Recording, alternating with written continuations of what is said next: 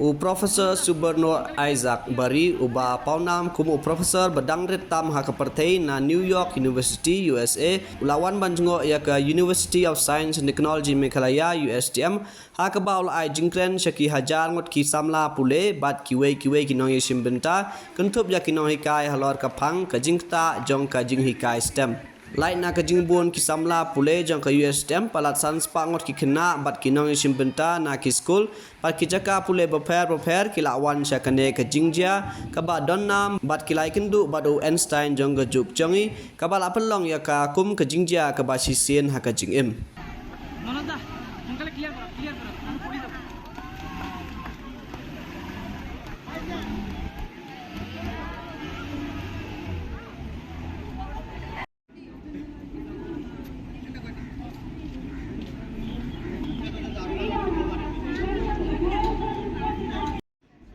Our esteemed guest speaker. Continue. Till he is seated. Please continue the clapping till he is seated. Come back Louder, guys. Let's show them the power of USCI. Come on.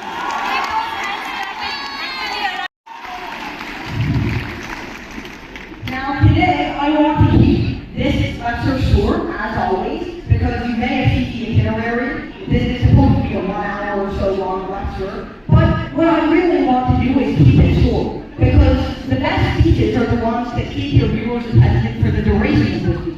And of course, I can't do that if it's 1 hour. After you're going to take out your phones 5 minutes, and scroll on some random social media. So, why am I here today, and why did I specifically choose to talk about the impact of early STEM education?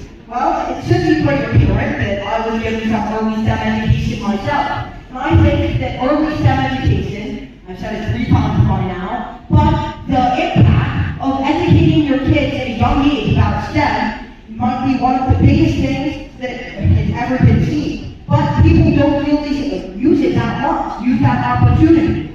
The thing is, everybody gets exposed to STEM technically at a young age. At 3 or 4 years old, you start counting, you start adding, you start subtracting, but you have so much potential to help your kids understand before then.